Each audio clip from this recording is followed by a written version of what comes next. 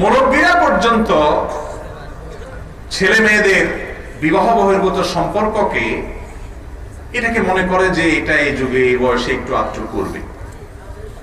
যে মুরব্বী ছেলেকে বিয়ে দিতে বললে বালেগ হওয়ার পরেও বলেন যে এখনো বিয়ের বয়স হয় নাই, ওই মুরব্বী আবার ছেলে হারাম সম্পর্ক করলে বলে যে এই বয়সে একটু আত্র তো করবেই। ঠিক না ঠিক?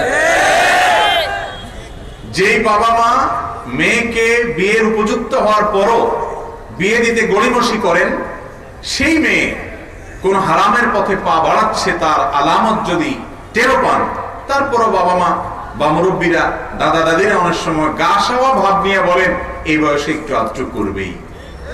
হারাম কি একটু আধটু করার কোন সুযোগ আছে? বিষ একটু আধটু খাইলে মারা যায় মানুষ, নাকি অনেক বেশি খাইলে মারা যায়? একটু খাইলেও অসুবিধা হবে না, ক্ষতি হবে না? ভাইরা আমার,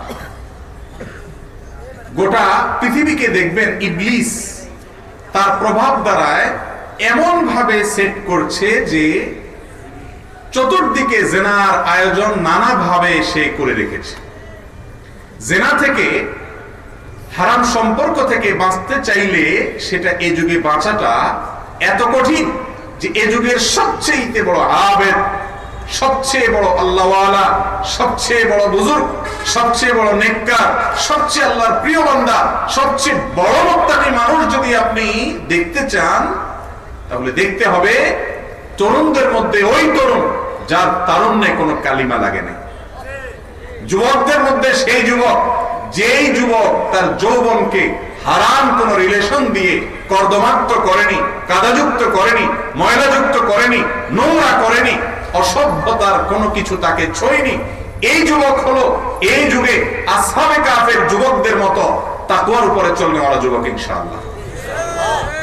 একই ভাবে যারা কর্মঠ, যারা কর্মজীবনে পা দিয়েছেন, তাদের মধ্যে যদি আপনি সবচেয়ে মুত্তাকি মানুষ দেখতে চান, সবচেয়ে পরহেজগার মানুষ দেখতে চান, সবচেয়ে নেক মানুষ দেখতে চান, তাদের মধ্যে যদি এই যুগের সবচেয়ে বড় আবেদ আল্লাহর ওলি দেখতে চান, তাহলে দেখবেন সেই লোককে, যে লোকের প্রতিটি টাকা প্রতিটি পয়সা টনটন করে বাজারে বাজবে, হারাম তো দূরের কথা, হারামের সমস্ত লেশ থেকে সে নিজেকে সম্পূর্ণ পবিত্র রাখার জন্য যুদ্ধ করে রীতিমতো স্ত্রীর সাথে, পরিবারের সাথে, বন্ধু বান্ধবের সাথে, সমাজের সাথে নিজেকে এক ঘরে করে ফেলে হলেও হারামের ধারে কাছে যায় না। নিজের শরীরে, নিজের জীবনে, নিজের পরিবারে, নিজের পকেটে, নিজের ইনকামে হারামের ছিন্নটুকু পর্যন্ত ঢুকতে দেয় না, প্রবেশ করতে দেয় না। এর জন্য যে সংগ্রাম করে, এ হলো কর্মজীবী মানুষদের মধ্যে আল্লাহর জমিনে একজন মানুষ রূপে ফেরেশতা ইনশাআল্লাহ। মোহতারাম হাজিরিন, এখন দাড়ি টুপি রাখা যত সহজ, জামা জুব্বা পরা যত সহজ, এমনকি 5 ওয়াক্ত সালাত আদায় করা, নামাজ পড়া যতটা সহজ, হালালের পথে থাকা, জেনা এবং ব্যভিচার থেকে নিজেকে রক্ষা করে চলতে পারা এই যুগে তার চেয়ে অনেক বেশি কঠিন হয়ে গেছে। আর যে আমল যত কঠিন হয়, ওই আমল করলে আল্লাহ রাব্বুল আলামিনের কাছে মর্যাদা এবং মর্তবা তত বেশি হয়। নবী করিম সাল্লাল্লাহু আলাইহি সাল্লাম বলেছেন, ইন্না ইজামাল জাযা মা ইজামিল বালা। কষ্ট যত বেশি হয়, আল্লাহ রাব্বুল আলামিনের সওয়াব এবং বিনিময় সেরকম বেশি দেন তিনি। যে আমল করতে কষ্ট যত বেশি হয়, এই যুগে নামাজ কালাম করতে বেশি কষ্ট না হক হালালে চলা বেশি কষ্ট? মা বাবা বলে নামাজ রোজা কর, আর টাকা পয়সারও তো দরকার আছে, হারাম খায় না বলে না, কি বলে? টাকা পয়সারও তো দরকার আছে। তো টাকা পয়সার দরকার আছে, আমি তো টাকা পয়সার জন্য চেষ্টা করতেছি না, এত কড়াকড়ি করলে হয় না, আল্লাহ মাফ করবে। মা বাবা প্রবোধ দেন, অনেক মা বাবা, অনেক অভিভাবকরা আছে না এরকম? যেদিকে যাবেন সবাই শুধু পয়সা চায়, সবাই স্বার্থ চায়। ছেলে বলবে বাবা পয়সা দরকার, আমার বন্ধুর বাবা কত কিছু নিয়ে আসে, কত কিছু দেয়, জন্মদিনে কত টাকা খরচ করেছে, তুমি কি করলা? ছেলেও আপনাকে ফুসলাবে যে হালালের গন্ডি ছেড়ে একটু হারামে যান, না হলে পয়সা তো বাড়তেছে না। স্ত্রী আপনাকে ফুসলাবে নিজের জন্মদাতা মা বাবা হয়তো ফুসলাবে, সমাজ আপনাকে ফুসলাবে, বন্ধু বান্ধব আপনাকে ফুসলাবে, আর পয়সা নাই, মা বাবার কাছেও কদর নাই, বউয়ের কাছেও নাই, ছেলে মেয়ের কাছেও নাই, হুজুরদের কাছেও নাই। ঠিক না ভাই? ঠিক। আমরা হুজুররাও মনে করেন পয়সা করি আছে তাইলে কদর করব, মাশাআল্লাহ হাজী সাহেব আল্লাহ রাস্তায় খরচ করবেন, আর বেচারা হক হালালি চলতে গিয়ে পয়সা করি নাই, গরিব মানুষ, কিন্তু হক হালালি চলে, নিজে খাইতে কষ্ট হয়, আমারই কোত্থেকে দিবে দিনের জন্য, ইসলামের জন্য। তো এই ব্যক্তিরা আমরা অনেক হুজুররাও পছন্দ করি না, সব হুজুররা না, সব হুজুররা তো একরকম না। যে সমস্ত হুজুররা, যে সমস্ত ওলামা একরাম সত্যিকারের কোরআন এবং হাদিসের অনুসারী, এবং কোরআন হাদিস তাদের ভেতরেও আছে, ইলমেও আছে, আমলেও আছে, তাদের কথা ভিন্ন, আলহামদুলিল্লাহ। তো এই যে গোটা সমাজ আপনাকে চায় আপনি হারামের দিকে যান, কিয়ামতের ময়দানে যখন আপনি বিপদে পড়বেন, সেটা কি বেশি দূরে না কাছে? অনেক দূরে, তাই না? কিয়ামতের ময়দানে কথা বললে আমাদের কাছে একটু অবাক লাগে, হুজুর কি বলি, তো অনেক পরের কথা, এখন নগদের কথা বলেন হুজুর, নগদে আমরা বিশ্বাসী। আহা, কিয়ামত অনেক দূরে ভাই। আপনি হারাম উপার্জন করেন, আজকে রাতে ঘুমোতে গেলে আপনি যে সকালে উঠতে পারবেন বা আমি উঠতে পারবো, কোনো গ্যারান্টি আছে ভাই? যদি না থাকে, মান মাতা ফাকাত কামাত কিয়ামাত, যে মারা যায় তার কিয়ামত শুরু হয়ে যায়, তার হিসাব শুরু হয়ে যায়। এই মজলিসে বসেও কিয়ামত শুরু হয়ে যেতে পারে আমার, ঠিক না বেঠিক? তাহলে আমার যখন কিয়ামত শুরু হবে, যখন আমাকে একটি পয়সার জন্য, একটি টাকার জন্য যখন জবাবদিহি করতে হবে, ওয়ান মালিহি মিন আইনা ইকতাসাবাহু ওয়া ফীমা আনফাক, সম্পদ কোথা থেকে উপার্জন করেছো, কিভাবে করেছো, কোথায় ব্যয় করেছো। ছেলে চেয়েছে আর তুমি অমনি খরচ করে দিলা, বিভিন্ন দিবস উদযাপন করার জন্য ছেলে বায়না ধরেছে আর ইহুদি খ্রিস্টানদের অনুসরণে 31 নাইটের জন্য অর্থ অপচয় করলা। যখন তুমি ছাদের উপরে টাকাকে আতশবাজির আকৃতি দিয়ে আগুনে পোড়াচ্ছ, শূন্যে বাড়ির ছাদের উপরে যখন আতশবাজি ব্লাস্ট হয় এবং সেখানে টাকাকে তুমি পোড়াচ্ছ শূন্যের উপরে, একটু চোখ মেলে নিচের দিকে তাকালে দেখবে তোমার বিল্ডিং এর নিচে হয়তো কোনো অভাবী মানুষ শুয়ে আছে, তার গায়ে শীতের কাপড় নাই, কনকনে শীতে সে কাঁপছে। এটা কোন সভ্য মানুষের কালচার হতে পারে? এটা কোন ভদ্র মানুষের কালচার হতে পারে? এটা কোন যৌক্তিক কাজ হতে পারে? কিন্তু আজ এই কাজটাই আমাদের সমাজের সেসব বন্ধুরা করছেন, করতে আমাদেরকে উদ্বুদ্ধ করছেন, যাদের অনেকে ধর্মের কথা শুনলে তাদের গাজালা করে। তারা নিজেদেরকে মুক্তমনা দাবি করে। কিরকম মুক্তমনা? আপনি ঢাকা শহরের আকাশে রাত 12:01 কালকে আমি রাস্তায় ছিলাম, মাহফিল শেষ করে এসেছি। গোটা ঢাকা শহরের চতুর্পাশে বিভিন্ন ভবনের ছাদ থেকে দেখা যাচ্ছিল যে আতশবাজির সে ঠুসঠুস আওয়াজ। আমি তখন ভাবলাম যে লক্ষ লক্ষ কোটি কোটি টাকা বাংলার আকাশে পোড়ানো হচ্ছে, বাংলার আকাশে, রাজধানী ঢাকার আকাশে, বিভিন্ন শহর গ্রামের আকাশে টাকা পোড়ানো হচ্ছে। ওই সময়, ঠিক যেই সময় জমিনে নিচের দিকে তাকালে দেখা যাবে আল্লাহর বান্দা বনি আদম কনকনে শীতে কাঁপছে, শুয়ে আছে রাস্তা। সেই সময়ের কোণে শুয়ে আছে, হয়তো রাত্রে খাবার পায় না। এই সমাজ কোন ভদ্র মানুষের, এই কালচার কোন ভদ্র মানুষের কালচার হতে। ও যুবক, কে জাগ্রত করবে সমাজকে? কে করবে? তোমাকে করতে হবে, আমাকে করতে হবে। এই সমস্ত অসভ্যতা, এই সমস্ত অযৌক্তিক কর্মকাণ্ড, এই সমস্ত বেহুদা কর্মকাণ্ডকে বাংলাদেশ থেকে ঝেঁটিয়ে বিদায় করতে হবে। এগুলো আমাদের কালচার না, এগুলো আমাদের কৃষ্টি না। একজন বাংলাদেশী হিসেবে বাঙালি সমাজে বাংলাদেশের মানুষের কৃষ্টি কালচার আছে। একজন মুসলিম হিসেবে আমাদের কৃষ্টি কালচার আছে। আমাদের দেশে হিন্দু ধর্মের ভাইরা, খ্রিস্টান ধর্মের ভাইরা, বৌদ্ধ ধর্মের ভাইরা, অন্যান্য ধর্মের অবলম্বীরা, তাদেরও ধর্মীয় কালচার আছে। এই 31 নাইট না এটা বাঙালির কালচার, না বাংলাদেশের মূল ধর্মের মানুষের ধর্মীয় কালচার। বিদেশ থেকে এমন একটা কালচারকে আমদানি করা হচ্ছে, যে কালচার বলছে টাকা পয়সাকে, কোটি কোটি টাকাকে আকাশে পুরো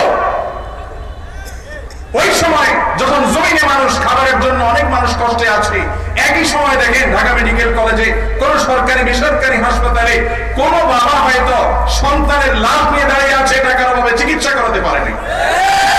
কোন বাবা হয়তো, কোন সন্তান হয়তো বাবা মায়ের লাশের সামনে দাঁড়িয়ে চোখের পানি ছাড়ছে, টাকার অভাবে চিকিৎসা করাতে পারে নাই। আর তোমরা কোটি কোটি টাকা শূন্যে আগুনে পোড়াচ্ছ। এই সভ্যতা আমাদের না, এই সভ্যতা বাঙালির না, মুসলমানের না, হিন্দুর না, খ্রিস্টানের না। এই সভ্যতা হলো বাণিজ্যিক সাম্রাজ্যবাদীদের, যারা মানুষের মধ্যে আবেগের নামে এই সমস্ত সস্তা বস্তা পচা সস্তা কালচার ঢুকিয়ে দিয়ে, ভালোবাসা অমুকটা উইশ তমুকটা উইশ এই সমস্ত দিয়ে মানুষকে প্ররোচিত করে বিলিয়ন বিলিয়ন ডলারের বিজনেস পাতিয়ে তারা সেখান থেকে অর্থ উপার্জন করছে।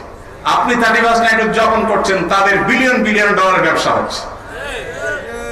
কেউ আতশবাজির ব্যবসা করছে, কেউ ফানুসের ব্যবসা করছে, কেউ অন্য কোনো ব্যবসা করছে, হোটেলগুলো রমরমা ব্যবসার জন্য পয়সা সাজাচ্ছে, নানান আয়োজন করছে, বিলিয়ন বিলিয়ন টাকা খরচ করা হচ্ছে।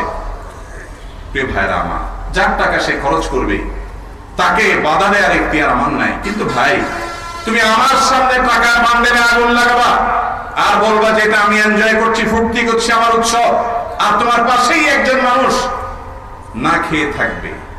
তুমি নিজে ভোগ করো, সেটা একটা বিষয়।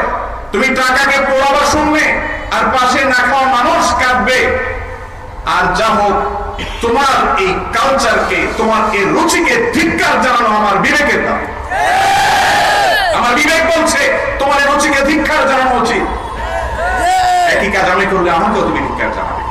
আল্লাহ তাআলা আমাদের বিবেকগুলো যেন জাগ্রত হয় সেই তৌফিক দান করুন। আপনারা জানেন, গতকাল ঢাকায় এই আতশবাজি করতে গিয়ে 10টিরও বেশি ভবনে, দোকানে, বাড়িতে আগুন লেগেছে। এক জায়গায় ফানুস উড়ে গিয়ে আরেক জায়গায় তেরপালের উপর লেগে আগুন ধরেছে। সেখান থেকে বড় কোনো দুর্ঘটনা হতে পারত, শত শত মানুষ মারা যেতে পারত। তাহলে অগ্নিপূজকদের এই যে কৃষ্টি, এই যে কালচার, সেটাকে ধার করে এনে এই যে একটা বিপদের সামান্য নমুনা আমরা দেখতে পেলাম, আল্লাহ তাআলা আমাদেরকে রক্ষা করেছেন। হয়তো বড় কিছু হয়নি, আল্লাহ আমাদেরকে হয়তো সাবধান করতে চেয়েছেন। এই যে আগুন নিয়ে হোলি খেলা, বিশেষ করে ঢাকার মতো এরকম ঘনবসতিপূর্ণ একটা শহর, যেখানে চতুর্দিকে তার মানুষ, সেখানে ফানুস উড়াচ্ছেন। একটা অ্যাক্সিডেন্টে, একটা আপনার আতশবাজি, একটা ফানুস গিয়ে যদি কোথাও তারের উপরে পড়ে, কোথাও পড়ে, অলরেডি 10-12 জায়গায় হয়েছে, বড় কিছু ঘটে, তাহলে সেটা কি আমাদের জন্য ভালো কিছু হবে না মন্দ কিছু হবে? তাহলে আলেমরা বহু আগে থেকে সাবধান করেছেন যে সমস্ত 31 নাইট নামক বিজাতীয় কালচার, এগুলো আমাদের জন্য লাভ আনে না, ক্ষতি আনে। এই যে সামান্য ক্ষতি আমরা দেখেছি, হয়তো অগ্নিকাণ্ড হয়েছে, বড় কিছু হয়নি, আল্লাহ বাঁচিয়েছে, আরো বড় কিছু হয়তো হতে পারত। কিন্তু এমনি যুব সমাজের মধ্যে আজ উশৃঙ্খলতা চরমে, আদব শিষ্টাচার হারিয়ে গেছে। বাঙালি হিসাবে আমাদের ঐতিহ্যগুলো আজ নেই। মুরব্বীদের প্রতি ম্যানার্স, শিষ্টাচার, আদব এগুলো হারিয়ে গেছে। সব দিক থেকে অধপতন চলছে, অপরাধ প্রবণতা বাড়ছে, উন্মাদনা বাড়ছে। সেখানে আবার যুবকদেরকে এমন এক কালচার দেয়া হচ্ছে, যে কালচার কি বলে, সন্ধ্যার আগে থেকে বসে থাকো, ফানুস কিনে, আতশবাজি কিনে, বেলুন কিনে, এটা সেটা কিনে, সব নিয়ে বসে থাকো। কিসের অপেক্ষায়? রাত 12টা 1 মিনিটের অপেক্ষা। একটা সময় আসছে, আবার যাবে। যদি তুমি এটা আসার কারণে এরকম উৎসব করে থাকো, এই বছরটা তো আবার যাবে একদিন, যাবে না? যাবে না? সেদিন কি কাঁদবা তুমি? বুঝেন নাই কথা? ডিসেম্বরের শেষ প্রহরে চোখে পানি ফেলে কাঁদবে, আরে এই বছরটা চলে যেতেছে, কাঁদবে? তো যার আগমনে তুমি এত হাসলা, এত ফুর্তি করলা, তার আগমনে তো তোমার কাঁদা উচিত ছিল, ঠিক না? ঠিক। তাহলে বোঝা গেল এই সমস্ত কর্মকাণ্ডের পিছনে কোনো যৌক্তিক গ্রাউন্ড নাই। এগুলো আমাদের সমাজকে ধ্বংসের শেষ প্রান্তে নিয়ে যাবে। বাবারা, সন্তানরা, যুবকরা, আমরা সবাই মিলে আল্লাহ রাব্বুল আলামিন আমাদেরকে যে দিন দিয়েছে, আমরা বাংলাদেশের মানুষ হিসেবে আমাদের যে নিজস্ব সংস্কৃতি আছে, সেটাকে আমরা যথেষ্ট মনে করি। ধার করা এই সমস্ত সংস্কৃতি এনে যুব সমাজকে আরো উচ্ছৃঙ্খল করা, নষ্টের দিকে ধাবিত করা ছাড়া অন্য কোনো অর্জন আমাদের হবে আল্লাহ তাআলা আমাদেরকে বোঝার তৌফিক দান। মোহতারাম হাজরিন, যে কথা আমি বলছিলাম, নবী করিম সাল্লাল্লাহু আলাইহি সাল্লাম বলেছেন 4টি জিনিসকে হারাম মনে করা হবে। তার প্রথমটি বলতে গিয়ে বলেছিলাম, প্রথমটি হলো জেনা। জেনাকে আজ হালাল করার জন্য শয়তান ফরম্যাট চেঞ্জ করে ফেলেছে। খেয়াল করে, জেনা এই শব্দটা যদি কোরআনে ব্যবহার হয়েছে, মুসলমান এটা শুনলে আতঙ্ক বোধ করে, হারাম জানে, এজন্য পুরো শব্দটাই চেঞ্জ করেছে ইবলিস। সমাজ এটার নাম দিচ্ছে রিলেশনশিপ। এটার নাম কি দিয়েছে? রিলেশনশিপ। রিলেশনশিপ শব্দটার অর্থটা তো খারাপ না, কিন্তু সাধারণত সচরাচর রিলেশনশিপ বলতে যেটা বোঝানো হয় সেটা আমরা সবাই কম বেশ জানি। তাহলে জেনাটাকে রিলেশনশিপ নাম দিয়েছে, সুদটাকে ইন্টারেস্ট অথবা মুনাফা এবং নানা নাম দিয়েছে। আর ছেলে কোন মেয়ের সাথে হারাম সম্পর্ক করলে তার নাম আপনার জিএফ, মেয়ে কোন হারাম সম্পর্ক করলে তার নাম বিএফ। মানে বিষয়গুলোকে এমন করে ফেলা হয়েছে, নাটক সিনেমাতে পর্যন্ত এগুলো যখন বলা হয় কোনো প্রকার রাগঢাক নাই, জড়তা নাই, অর্থাৎ আস্তে আস্তে অপরাধের বোধটুকু উঠে যাচ্ছে। ওই যে দেখেন, নবী সাল্লাল্লাহু আলাইহি সাল্লাম 1450 বছর আগে বলে গেছেন, আমার উম্মতের মধ্যে একটা সময় আসবে যখন তারা জেনাকে হালাল মনে করে দোষে কিছু মনে করবে না। এখন এই যে জিএফ বিএফ এগুলোকে কোনো দোষে কিছু মনে করা হয়? এমনকি নামাজি বন্ধু তার বন্ধুর সাথে কথা বলার সময় জিএফ বিএফ এই সমস্ত আলাপ আলোচনা করছে, ঠিক না বেঠিক? হালাল সম্পর্ক নিয়ে কথা বলছে, কোনো রাগঢাক নেই, একেবারে স্বাভাবিক। এটা হলো কিয়ামতের আলামত ভাই। দুনিয়া তার পরিণতির দিকে চলে যাচ্ছে, মানুষ পশুকেও হার মানিয়ে ফেলবে। কেন ইসলাম অশ্লীলতাকে নিষেধ করেছে? কেন ইসলাম বিবাহের কথা বলেছে? বিবাহের মাধ্যমে যদি সম্পর্ক হয়, সেই সম্পর্কটা হয় সামাজিক ভাবে, সেই সম্পর্কটাতে থাকে কমিটমেন্ট, সেই সম্পর্কটা থাকে ব্যক্তিগত বোঝাপড়া, সেই সম্পর্কতে থাকে দুইটা পরিবার বা দুইটা সমাজের বন্ধন। সেখানে অ্যাক্সিডেন্টের ভয় থাকে অনেক কম। আর এর বিপরীতে ব্যক্তিগত এই সমস্ত রিলেশন, এগুলো স্বার্থের সম্পর্ক ছাড়া আর কিছু। এটার উপর দিয়া ইবলিস শুধুমাত্র অবৈধ ভালোবাসা, প্রেম, ভাবালতার প্রলেপ দিয়ে দেয়, যাতে করে আপনি গিলেন এবং গিলে আপনার দুনিয়া আখিরাত দুইটাকে ধ্বংস করেন। মোহতারাম হাজিরিন, মনে রাখবেন, জেনা এবং ব্যভিচারের যে সম্পর্ক, এটা এমন একটা জিনিস, এই জিনিসটা যখন এই পাপে যখন মানুষ লিপ্ত হয়, এই অপকর্মে যখন মানুষ লিপ্ত হয়, বৈধ জীবনে, দাম্পত্য জীবনে যখন তার সুখ শান্তি করার সময় আসে, ওই সময়টাতে প্রকৃত ভালোবাসার যে নেয়ামত, এই নেয়ামত থেকে আল্লাহ তাআলা এই পাপিষ্ঠকে মাহরুম এবং বঞ্চিত করেন। যদি কেউ তওবা নাসুহা করতে পারে তার কথা ভিন্ন কথা, আল্লাহ হয়তো তাকে নতুন করে আবার ঈমানের স্বাদ দান করেন। বেশিরভাগ ক্ষেত্রে যাদের তওবা নসিব হয় না, সেভাবে বেশি করে তওবা নাসুহা নসিব হয় না, তারা হারাম রিলেশন করার কারণে একটা পর্যায়ে যখন বৈবাহিক জীবনে আসে, তাদের জীবনে সেই সম্পর্ক থাকে না। আমি সব জায়গায় একটা কথা বলি, আমাদের মুরব্বীরা যারা আছেন, চাচা মিয়ারা আছেন, শতকরা 99 জন বললে ভুল হবে, তারও বেশি। হাজারের মধ্যে 999 জন বললেও ভুল হবে, আরো বেশি হবে। চাচা চাচিদের পারস্পরিক দাম্পত্য জীবনে যে বোঝাপড়া ছিল, যে ভালোবাসা ছিল, আজকাল তরুণরা সেটা স্বপ্নে কল্পনাও করতে পারবে না। চাচাকে দেখেন, এখনো চাচিকে ছাড়া বাঁচে না, চাচি চাচাকে ছাড়া বাঁচে না। বাইরের কথা চিন্তা করবে, পরকীয়া করবে, হারাম সম্পর্ক করবে, এই চিন্তা খুব রেয়ার, মুরব্বীদের মধ্যে পাবেন না। অনেক ভালোবাসে তারা একে অন্যকে, তাদের জীবনে সংগ্রাম অনেক বেশি ছিল। চাচা মেয়েকে জিজ্ঞাসা করেন, চাচিকে ভালো করে কাপড় চোপড়ও কিনে দিতে পারে না, মার্কেটিং তো পরের কথা। চাচিরও জিজ্ঞাসা করেন, সারাদিন ধান সিজাইতে সিজাইতে, আপনার গরু ছাগল রাখতে রাখতে, লোকজনকে খাওয়াতে খাওয়াতে, 5-7টা 10টা 12টা বাচ্চা কাচ্চা পালতে পালতে, স্বামীকে একটু একান্তে সময় দেওয়ার সুযোগ ভালো করে পায় নাই। এরপরেও যে ভালোবাসা তাদের মধ্যে হয়েছে, এই ভালোবাসা আজকের যুবকরা কল্পনাও করতে পারে না। কারণ কি? কারণ হলো, আজকের যুবকের কাছে পয়সা আছে, যুবতীর কাছে সময় আছে, অনেক কিছু আছে, কিন্তু তারা এমন পদ্ধতিতে ভালোবাসাকে তারা ব্যবহার করে, যেই পদ্ধতির অনুমোদন ভালোবাসার সৃষ্টিকর্তা দেন নাই, যার কারণে ভালোবাসার নাটক করে, অভিনয় করে, লেখালেখি করে, জান দিবে, জীবন দিবে, হান করবে, তান করবে, এগুলো সব বদমাইশি এবং স্বার্থপরতা বেশিরভাগ ক্ষেত্রে। আর কিছু ক্ষেত্রে ছলনা, নিজের সঙ্গে নিজের প্রতারণা। প্রকৃত ভালোবাসা, এটা থেকে আমাদের যুবকরা মাহরুম এবং বঞ্চিত। যারা বৈধ ভালোবাসা ছাড়া আর কোনো কথায় যায় না, তাদের কাছে যে একান্তে তাদের জীবনটাকে একটু অ্যানালাইসিস করে দেখেন। পশ্চিমা দেশগুলো ধ্বংস হয়ে গেছে ভাই, আল্লাহর কসম, তাদের পারিবারিক সিস্টেম বহু আগেই ধ্বংস হয়ে গেছে, শেষ। মুসলমানদের সমাজকে ধ্বংস করার জন্য নানা রকমের আয়োজনে, যে কয়দিন পরে আসছে ভ্যালেন্টাইন্স ডে, এই ডে সেই ডে, যুবকদের চরিত্রটাকে শেষ করার জন্য। কেউ যখন নিজে বিবস্ত্র হয়ে যায় সে চায় অন্যজনও বিবস্ত্র হয়ে যাক, কেউ যখন নিজে পাগল হয়ে যায় সে চায় অন্যরাও পাগল থাকুক আমার মতো।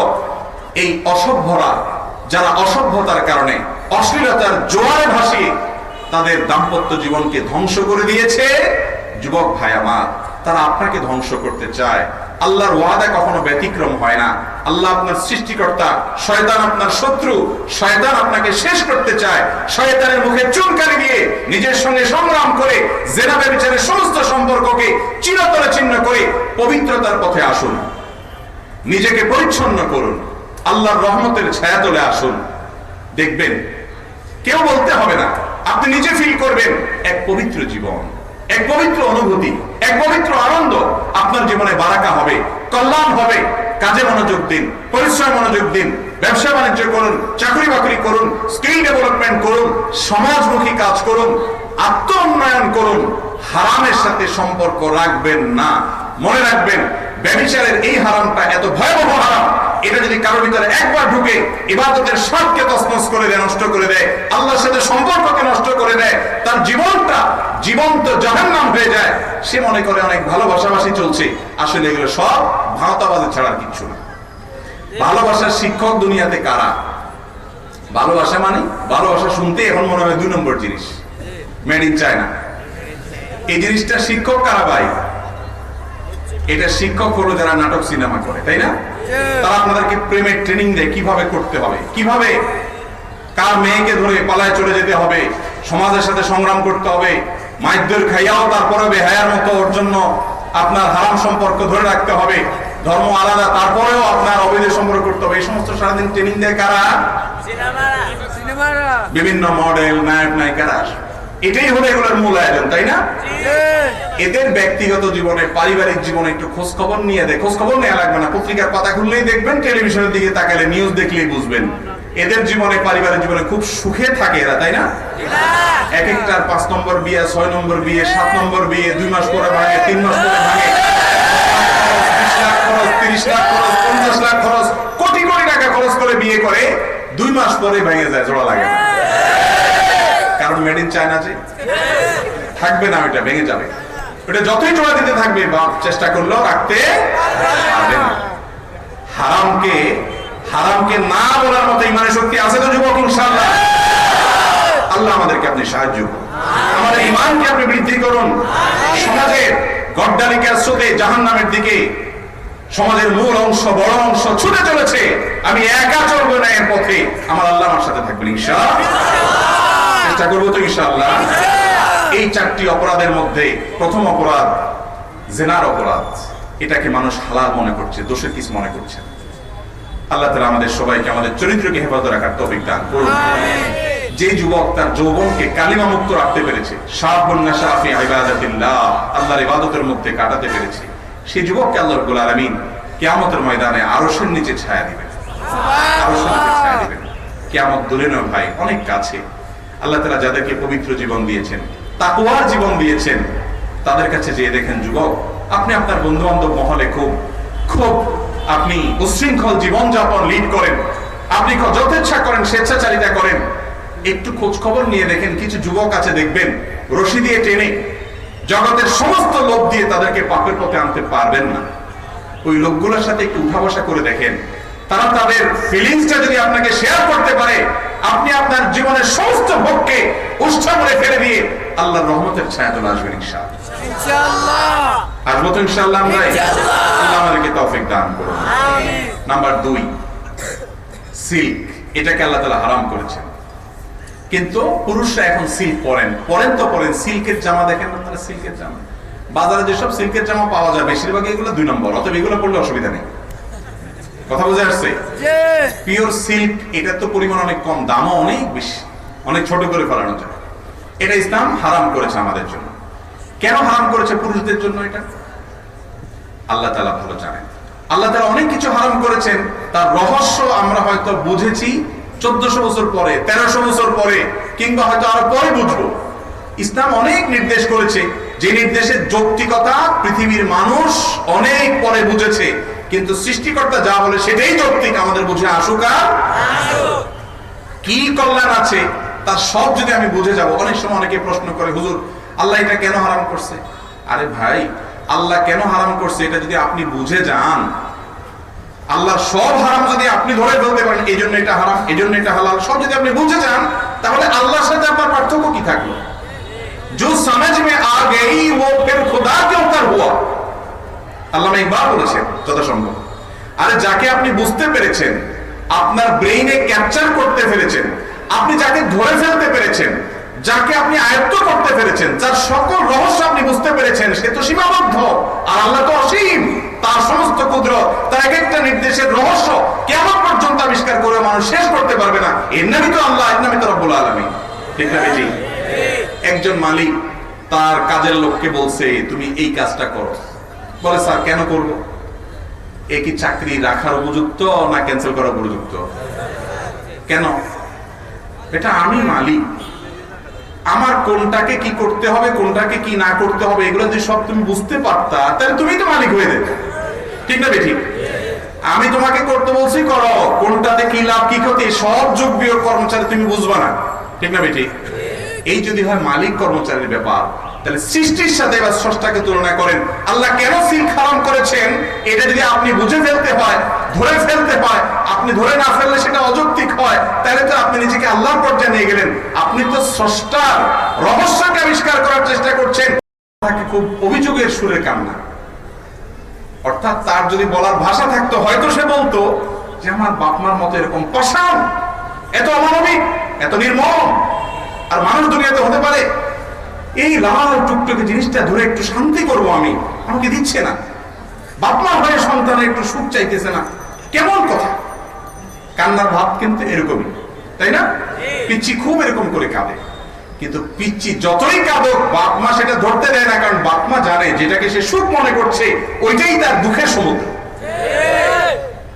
এই যদি হয় বাপমার সাথে সন্তানের সম্পর্ক, আহকামুল হাকিমিন রব্বুল আলামিন মহান সৃষ্টিকর্তা, যার ক্ষুদ্রাতি ক্ষুদ্র সৃষ্টি আমরা, সেই রব যদি আমাদেরকে বলেন বান্দা এটা করো, এটা করিও না, কোনটাতে কি লাভ আছে, কোনটাতে কি ক্ষতি আছে, তার সবকিছু যে আমরা বুঝবো না সেটাই স্বাভাবিক। আর সেটা মানলেই আমাদের কল্যাণ হবে, না মানলে আমরা ধ্বংসের অতল তলে হারিয়ে যাব।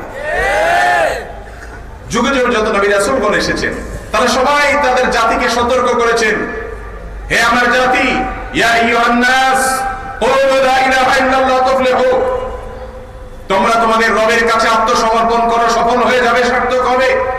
রবের কাছে আত্মসমর্পণ করো, সারেন্ডার করো, নিজের সমস্ত শ্রেয়কে ফেলে দাও। তোমার রব কি বলেছে তার পেছনে নিজেকে সমর্পণ করো, এর মাঝেই কল্যাণ আছে। খুব অল্প সংখ্যক মানুষ নবীদের কথা শুনেছেন, রাসূলদের কথা শুনেছেন। সমাজের বহুলাংশ, মূলাংশ, প্রধান অংশ, বেশিরভাগ মানুষ, জম্বুর সংখ্যাগরিষ্ঠরা শুনে নেই। নবীদের যারা অনুসরণ করেছেন, কথা মেনেছেন, সংখ্যায় কম ছিলেন, আজও পৃথিবী তাদেরকে স্মরণ করে। আবু বকর ওমরকে মানুষ স্মরণ করে, ওসমান আলীকে মানুষ স্মরণ করে, আব্দুল্লাহ ইবনে ওমরকে মানুষ স্মরণ করে, আব্দুল্লাহ ইবনে আব্বাস, আব্দুল্লাহ ইবনে মাসউদকে মানুষ স্মরণ করে, রিদওয়ানুল্লাহ আজমাইন, আবু জাহাল, আবু লাহাব, উতবা, শাইবা, এদেরকে তাদের অনুসারী, তাদের উত্তরসূরি কাফেররা পর্যন্ত স্মরণ করেন। কত রাজা বাদশা দুনিয়াতে গেছে ভাই, আজ কোথায় তাদের অনুসারীরা? চামচামি করার লোক, দালালি করার লোক, পাইক পেয়াদাগিরি করার লোকের কোনো অভাব ছিল না। আজ তাদের নাম নেয়ার মানুষটুকু নেই। আল্লাহর নেককার বান্দা 1400, 2000, 2500, 5000 বছর আগে দুনিয়া থেকে চলে গেছে, এখনো পর্যন্ত তাদের গুণগ্রাহী আছে না নাই? আল্লাহ নবী ঈসা আলাইহিস সালাম, মূসা আলাইহিস সালাম, দাউদ আলাইহিস সালাম, ইব্রাহিম আলাইহিস সালাম, মুহাম্মদ সাল্লাল্লাহু আলাইহি সাল্লাম, তাদের অনুসরণকারী মহব্বতের মানুষ পৃথিবীতে আছে না নাই? তাদের বিরুদ্ধাচরণকারীরা সমাজে দুর্বল ছিল না শক্তিশালী ছিল? কম ছিল না বেশি ছিল? তাদের অস্তিত্ব পৃথিবীতে আজ আছে? তাদের গুণগ্রাহী আছে? তাদের নাম নিশানা আছে? এখান থেকে বোঝা যায় ভাই আমার মালিকের গোলামি যে করবে সেই টিকে থাকবে, তাই চূড়ান্ত হাসি আসবে, শেষ হাসি আসবে, সফলতা আসবে। মালিকের গোলামি করবে না, ও সামান্য মাস্তানি মাতবরি করবে, কিছুদিনের সুখ সমৃদ্ধি তার হবে, চূড়ান্ত ভাবে তার অপমান, অপদস্থ এবং হারিয়ে যাওয়া ধ্বংস আখিরাত তো বটে, দুনিয়াতেই হবে ইনশাআল্লাহ। কোন পথে চলতে হবে। আল্লাহ সিল্ক হারাম করেছেন, নাস্তিকরা হাসাহাসি করবে, ইসলাম নিয়ে সংশয় আছে হাসাহাসি করবে, এই লোক। আর আপনি মুসলমানের সন্তান বলবেন, আরে বেটা তুমি সৃষ্টি হয়ে রব্বুল আলামিনের আদেশে রহস্য না জানলে হাসাহাসি করবা, তুমি তোমার হাসাহাসি করো। এই রকম হাসাহাসি করেছিল কারুন, ফিরাউন, নমরুদ, হামান। কোথায় তারা? যাদেরকে নিয়ে হাসাহাসি করেছিল তারা আজও ভাষ্য, আজও অমর, কিয়ামত পর্যন্ত অমর থাকবে। ঠিক না ঠিক? তাহলে আমরা আল্লাহর গোলামি করব না আল্লাহর আদেশ নিষেধ নিয়ে প্রশ্ন তুলবো? আল্লাহ তাআলা আমাদেরকে তার গোলাম হওয়ার তৌফিক দান, আল্লাহর কাছে আত্মসমর্পণ করার তৌফিক দান, সারেন্ডার করার তৌফিক দান। তো যেটা বলছিলাম, নবী করিম সাল্লাল্লাহু আলাইহি ওয়াসাল্লাম বলেছেন কিয়ামতের আগে চারটা জিনিসকে মানুষ হারাম জিনিসকে হালাল মনে করবে। একটা শেষ, হারাম সম্পর্ক জিনা। দুই, সিল্ক, সেটাও শেষ। তৃতীয় হলো ওয়াল খামারা, মাদক। এই মাদক, আমরা মাদক নিয়ন্ত্রণের কথা বলি, মাদক নির্মূলের কথা বলি, মাদকের বিরুদ্ধে কথা বলি, বলতে হবে। কারণ মাদক যদি কোনো সমাজে ছেয়ে পড়ে, সে সমাজের সমস্ত স্বাভাবিক ব্যবস্থা ভেঙে পড়বে।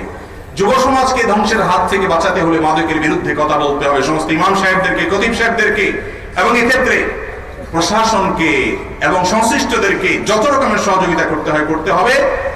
অর্থাৎ এই মাদক নির্মূলের ক্ষেত্রে, অবৈধ কাজের ক্ষেত্রে এই যে কাজ, এই যে অপকর্ম, এটাকে হালাল মনে করা হবে। আজকাল দেখেন যে এটাকে মানুষ আস্তে আস্তে আস্তে আস্তে খুব স্বাভাবিক মনে করছে। 31st নাইট উপলক্ষে তো মাদকের ছড়াছড়ি সবচেয়ে বেশি হয়, সবচেয়ে বেশি হয়। বিশেষ করে হোটেলগুলোতে এগুলোর জন্য আসর বসানো হয়, দামি দামি আসর, মূল্যবান আসর, বড় বড় আসর বসানো হয়। এই মাদককে এখনো পর্যন্ত আমাদের সমাজে, বিশেষ করে বাংলাদেশে আলহামদুলিল্লাহ মুসলমানদের মধ্যে এটার হারাম হওয়ার ধারণা এখনো পর্যন্ত আমাদের মধ্যে যথেষ্ট বদ্ধমূল আছে। জানি না সামনে কি আসবে, কিন্তু নবী করিম সাল্লাল্লাহু আলাইহি ওয়াসাল্লাম ভবিষ্যৎবাণী থেকে বোঝা যায় যে আস্তে আস্তে মাদক, এটাকে মানুষ তেমন কিছু মনে করবে না। এখন আমাদের মধ্যেও, যুবকদের মধ্যেও দেখা যাবে যে হালকা পাতলা মাদকের তেমন কিছু মনে করা হয় না। ঠিক না ঠিক? এবং মাদক বিভিন্ন নামেও ঢুকে গেছে, আছে না নাই? বিভিন্ন ড্রিঙ্কস এর মধ্যে এমন ভাবে মাদক, এমন ভাবে অ্যালকোহল ঢুকে গেছে যে আমরা টেরও পাচ্ছি না। যাই হোক, এটা একটা। আর সর্বশেষ হলো আর মাআজিব, এটা নিয়ে বেশি কথা বলা দরকার, কিন্তু আমার হাতে সময় নেই। বাদ্যযন্ত্রের ব্যবহার, গান, যে গানের কথার মধ্যে, কথা মালার মধ্যে খারাপ কিছু নেই, আল্লাহর প্রশংসা আছে, রাসূল সাল্লাল্লাহু আলাইহি ওয়াসাল্লামের প্রশংসা আছে, দেশের কোনো ভালো কিছু আছে, সাধারণ কোনো কিছু জাগতিক বিষয় আশয় আছে, যেটাতে কোনো গালমন্দ নাই, খারাপ কিছু নাই, অশ্লীলতার ছড়াছড়ি নাই, এরকম খারাপ কিছু নাই যে গান, সে গান যদি খালি গলা কেউ গায়, কেউ শুনে, তাতে কোনো অসুবিধা নাই। এটাকে আমরা আবৃত্তি বলতে পারি, গান গাওয়াও আপনি বলতে পারেন। এই ধরনের গান গাওয়াতে অসুবিধা।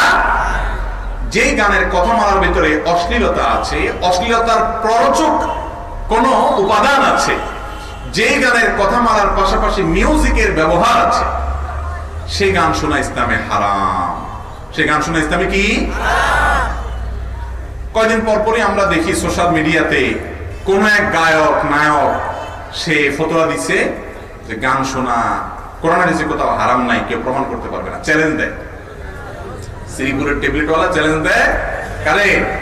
ডাক্তারদেরকে, এমবিবিএস ডাক্তারদেরকে, দুনিয়ার সমস্ত ডাক্তারদেরকে চ্যালেঞ্জ জানাচ্ছি। শুধু দেখেন না শ্রীপুরের ট্যাবলেট বেসিনারে সব ডাক্তারদের চ্যালেঞ্জ জানায় কারা? ওই শ্রীপুরের ট্যাবলেট বেসিন না। হ্যাঁ, মেডিকেল শব্দ বানান করতে পারবে কিনা সন্দেহ, কিন্তু ডাক্তারদেরকে কি দেয়? চ্যালেঞ্জ দেয়। তো এরকম কিছু লোক আমাদের সমাজে আছে, আল্লাহ এদেরকে হেদায়েত দেয়। তারা দেখবেন যে কয়দিন পরপরই বলে যে, যারা বলে গান হারাম, জ্ঞানহীন, জ্ঞানহীন, শুনেন না এগুলো আপনারা? যাই হোক, হ্যাঁ, এটা ঠিক যে গানের শর্ত সাপেক্ষে যখন কোনো হারাম কিছু থাকবে না, সে গানের কথা মালাতে ভালো কিছু থাকবে বা মন্দ কিছু থাকবে না, সেটা আপনি গাইতে পারেন, এটা তো জায়েজ আছে। নবী করিম সাল্লাল্লাহু আলাইহি ওয়াসাল্লাম নিজেও যখন মসজিদে নববী নির্মাণ করেছেন, ছন্দের তালে তালে গেয়ে উঠেছেন, এবং খন্দকের যুদ্ধে যখন কঠিন কষ্ট পরীক্ষা খনন করছিলেন, ছন্দের তালে তালে একটু ভালো কথা গেয়ে উঠেছেন। কখনো গেয়েছেন আনান নাবিয়্যু লা কাযিব আনা ইবনে আব্দুল মুত্তালিব, কখনো বলেছেন যে আল্লাহুম্মা ফিল আনসারি ওয়াল মুহাজিরা। এক এক সময় এক এক ছন্দ তিনি আবৃত্তি করেছেন কাজের ফাঁকে ফাঁকে। এটা মানুষের নেচার, এটাকে ইসলাম অনুমোদন করে। কিন্তু যেই গানের মধ্যে মিউজিকের সংমিশ্রণ আছে, মিউজিক্যাল ইনস্ট্রুমেন্ট ব্যবহার করা হয়েছে, যেই গানের মাধ্যমে মানুষের মধ্যে অবৈধ সম্পর্কের মাদকতা তৈরি করা হয়, এই গান মানুষের মধ্যে মনটাকে, মনেকে বলে মন প্রশান্ত, এটাকে অস্থির করে, মনের মধ্যে কপটতা ঢুকায়, মনকে হারামের দিকে নিয়ে যায়, হারাম কাজের দিকে প্ররোচিত করে। ইসলাম এটাকে অ্যালাউ করে না, কারণ এটা সমাজের জন্য ব্যাধি, সমাজের জন্য সমস্যা এবং ধ্বংসাত্মক। অথচ আজকাল এই গানটাকে আমাদের সমাজে মুসলমানের সন্তানরাই এটাকে কোনো দোষের কিছু মনে করে না। আপনি বাসে যাচ্ছেন, একজনে হয়তো খুব হাই ভলিউমে গান শুনতেছে মোবাইলে, আপনি যদি বলেন ভাই আপনি মুসলমানের সন্তান, গান শুনেন না, ভাই আপনি গান শুনছেন কেন, এটা আল্লাহ হারাম করেছে, দেখবেন সাথে সাথে জবাব দিবে, হুজুর বাড়াবাড়ি করা ঠিক না। ঠিক না? ঠিক। এটাও কিন্তু একটা ফতোয়া, মানে হুজুর বাড়াবাড়ি করা ঠিক না। অথচ আইম্মায়ে আরবা, ইমাম আযম আবু হানিফা, ইমাম আহমদ ইবনে হাম্বল, ইমাম শাফি, ইমাম মালিক রাহিমাহুমুল্লাহ, 4 ইমামের 4 জন, এবং আরো যত ইমাম পৃথিবীতে আছেন, বড় বড় ইমামগণ ইসলামের ইতিহাসে, তারা সবাই একমত যে বাদ্যযন্ত্রের ব্যবহার হলে সে গান শোনা কি নাই জায়েজ নাই। বিবাহের ক্ষেত্রে দপ বাজানো জায়েজ আছে, এক পাশ খোলা, দুলদুল আওয়াজ হবে, খুব বেশি মজাও পাবেন না, তাও বাচ্চারা করবে। এর বাইরে আপনি গানের যে আইটেম আছে, আয়োজন আছে, সেগুলো ব্যবহার করতে পারেন। আজকাল অনেক ইসলামিক গান বাইর হয়েছে, এই ইসলামিক গানের ভিতরে মিউজিক আছে, এত সূক্ষ্ম মিউজিক, এটার নাম দিয়েছে সফট মিউজিক। সফট মিউজিক মানে মিউজিকটা এরকম যে আপনি টের পাবেন না, ব্যাপারটা এরকম যে আপনি শুনতেছেন নবী মোর পরশমণি, আপনি শুনতেছেন একটা নাত, একটা হাম, ভালো কিছু, ওটার মধ্যে এমন সূক্ষ্মভাবে মিউজিক ঢুকাই দেওয়া হচ্ছে, যার ফলে আপনার কাছে মনে হচ্ছে যে আপনি সলিড গান শুনছেন, আসলে এটার ভিতরে কি আছে, কিবোর্ডের ব্যবহার আছে, ভেজাল আছে। এই সফট মিউজিকটা হলো সফট বিষের মতো। সফট বিষ বুঝছেন? ধরুন আপনি এক গ্লাস পানিতে হালকা একটু বিষ ছিটাই দিলেন আর কি, হ্যাঁ, এটা স্বাস্থ্যের জন্য অনেক উপকার আসবে না? হজম শক্তি বাড়বে, আপনি সুস্থ হবেন, ইমিউন বৃদ্ধি হবে, না ভাই? বিষ গালভর্তি খাইলে যেরকম ক্ষতি হয়, এটাকে যদি আপনি মিশিয়ে দেন খাবারে, সেটা খেলেও আপনার কি হবে, ক্ষতি। অতএব ইসলামিক গজলের নাম দিয়া যদি সেখানে মিউজিকের ব্যবহার থাকে, সেটা হালাল হতে পারে না। সূরা লোকমান আয়াত নম্বর 4, আয়াত নম্বর 6, এটার ব্যাখ্যা দেখে নেন। বড় মুফাসসিরগণ শেখ আব্দুল্লাহ ইবনে আব্বাস রাদিয়াল্লাহু আনহু সহ আর অনেক সাহাবীদের ব্যাখ্যা আছে এখানে, যে তারা সবাই বলেছেন এখানে আল্লাহ তাআলা এই হারাম গানকে মিন করেছেন, এটা হারাম হওয়ার প্রমাণ এটা। আর বুখারী যে হাদিসটি বললাম, সেই হাদিসে নবী সাল্লাল্লাহু আলাইহি ওয়াসাল্লাম বলেছেনই যে কিয়ামতের আগে মানুষ গানকে দোষী কিছু মনে করবে না। এখন গানকে দোষী কিছু মনে করে না, পোলা পায় না, দেখবেন যে তিরিং বিরিং করে আর গান গায়, ঠিক না? ঠিক। দোকানে পাটে, এই যে এখন চলে আসছে ভোট, এই ভোটের সময়, নির্বাচনের সময়, এই অনাচারটা আমি আগে বাংলাদেশে দেখি নাই। এইবার যেটা দেখতেছি বিভিন্ন এলাকা দিয়ে, যে এলাকায় ভোট হচ্ছে ওই এলাকায় ভোট হচ্ছে না, এখানে কোন গানের, পুরা পাড়াতে কোন গানের আসর ঘোষণা করা হয়েছে। আল্লাহ জানে। আরে ভাই, আপনি কি মার্কা দাঁড়াইছেন, কি ভোট চাচ্ছেন আপনি বলেন, মানুষকে গণসংযোগ করেন, বুঝান, ভালো কথা, কিন্তু সামনে একটা চুঙ্গা দিয়া, পিছনে একটা চুঙ্গা দিয়া, বিকট আওয়াজ করে আপনি জনজীবনকে অতিষ্ঠ করে দিবেন, মোবাইলে কথা বলার মতো সুযোগ থাকবে না, সেখানে আপনি গান শুনতে আমার জয় গান শোনাকে হারাম মনে করেন, মুসলমানের সন্তান, আপনি আমাকে জোর করে চুঙ্গা দিয়ে গান শোনাবেন, আপনি শোনাবেন, আপনার বিপরীত ক্যান্ডিডেট শোনাবে, ওই মেম্বাররাও শোনাবে, চেয়ারম্যানরাও শোনাবে। এই অত্যাচার কোনো গ্রহণযোগ্য কাজ হতে পারে? কিন্তু সেটাই হচ্ছে বলার কোনো মানুষ নেই। আমাদের নির্বাচন কমিশনের কাছে আমাদের অনুরোধ থাকবে যে তারা এই বিষয়টি দেখবেন, যে শব্দ দূষণের কথা আমরা বলি, যেই হারে নির্বাচনী এলাকাগুলোতে এত পরিমাণ মাইকের অপব্যবহার হয়, এটা রীতিমতো অসুস্থ হয়ে যাওয়ার জন্য যথেষ্ট। আপনি ওয়াজ মাহফিলের কথা বলবেন, এই তো যে ওয়াজ মাহফিলে তো আপনারা মাইকের ব্যবহার করেন, ভাই মাহফিল যেখানে হয় তার আশেপাশে আওয়াজটা যায়, আর নির্বাচন যে ইউনিয়নে হয়, যে জায়গায় হয়, ওই জায়গায় মানুষের জীবন একেবারে অতিষ্ঠ হয়ে ছড়ে সবাই, ঠিক না? ঠিক।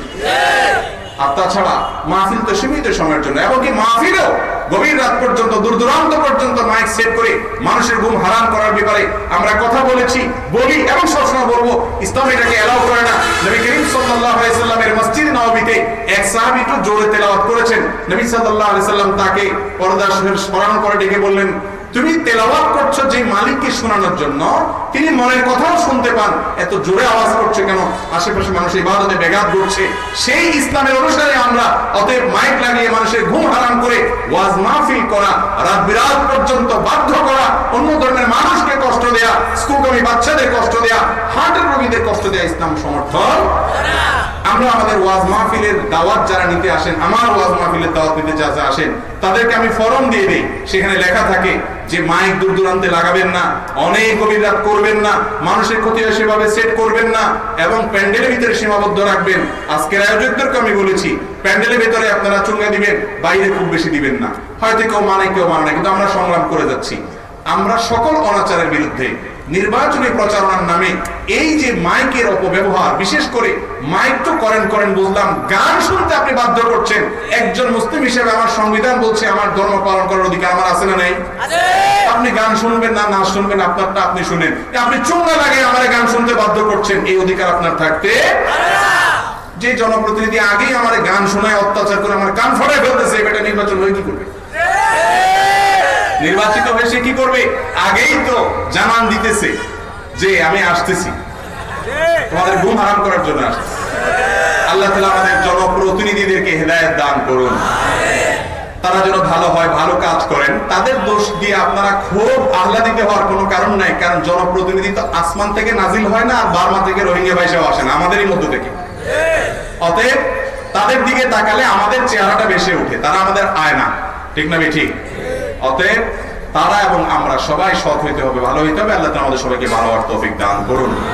4টি হারাম কাজ: জেনা, সিল্কের ব্যবহার পুরুষের জন্য, মাদক এবং বাদ্যযন্ত্র এবং হারাম গান, এগুলোকে মানুষ হালাল মনে করবে। বিশেষ করে 4 নম্বর এবং শেষ পয়েন্টটা, গান। এটা আছে আমাদের সমাজে একেবারে স্বাভাবিক হয়ে গেছে, স্বাভাবিক, কেউ দোষে কিছু মনে করে না, তাই না? এটা কি হালাল না হারাম? শেষ করি একটা হাদিস বলি। বুখারীতে আসছে, নবী করিম সাল্লাল্লাহু আলাইহি ওয়াসাল্লাম বলেছেন, যারা দুনিয়াতে হারাম গান শুনবেন না, বাজবেন না, মানে বেঁচে থাকবেন এগুলা থেকে, আল্লাহ রাব্বুল আলামিন জান্নাতের আঙ্গিনায় আপনাদেরকে একত্র করবেন। জান্নাতের আঙ্গিনায়, জান্নাতে প্রবেশের আগ মুহূর্তে হয়তো বা সম্ভবত একত্র করবেন, এবং সেখানে সমস্ত হুর থাকবে, জান্নাতের অধিবাসীরা সবাই থাকবে। সেখানে হুরদের মাধ্যমে আল্লাহ রাব্বুল আলামিন একটা কনসার্টের আয়োজন করবেন জান্নাতীদের জন্য, একটা গানের আয়োজন করবেন। এই কনসার্টের মতো নোংরা শব্দ বলা ঠিক না, জান্নাতের জন্য উপযোগী আসরের ব্যবস্থা করবেন। সেখানে তারা কিছু গানের কথামালা বলবেন। নাহনুল খালিদাতু ফালা নাবিদু, নাহনুন নাঈমাতু ফালা নাবআসু, নাহনুর রাদিয়াতু ফালা নাসকাতু, তুবা লিমান কানা লানা ওয়া কুননা লাহু। এই কথাগুলোকে যখন তারা বলবে, পাতা পল্লব থেকে বিভিন্ন মিউজিক ভেসে আসবে, বিভিন্ন সুন্দর সুর ভেসে আসবে। দুনিয়াতে যারা হারাম গান থেকে বাঁচাবে, আল্লাহ তাআলা তাদেরকে দুনিয়ার এই নেয়ামত, এই হারাম জিনিস ছাড়ার কারণে আখিরাতে আসলটা ভোগ করাবেন ইনশাআল্লাহ। দুনিয়ার যত ভোগ আছে ভাই, এগুলো সবগুলো হলো স্যাম্পল, নকল। আসলটার, এটার আসল কপি আছে জান্নাতে। আসল কপি কোথায় আছে? দুনিয়াতে মানুষ যত রকমের ভোগ করে, তার সবগুলো নমুনা জান্নাতে আছে, মূলটা জান্নাতে আছে। দুনিয়াটা হলো স্যাম্পল। স্যাম্পল দেখেই পাগল হয়ে গেছেন, হারামে লাভ দিয়ে গেছেন, আসলটা থেকে বঞ্চিত হবেন। আল্লাহ তাআলা আমাদের সবাইকে আসলটার জন্য অপেক্ষা করার মতো শক্তিশালী তাকওয়া ওয়ালা মানুষ হওয়ার তৌফিক দান করুন। আল্লাহু সাল্লি ওয়া সাল্লাম আলা নবিয়িনা মুহাম্মদ ওয়া জাযাকুমুল্লাহু খাইরা।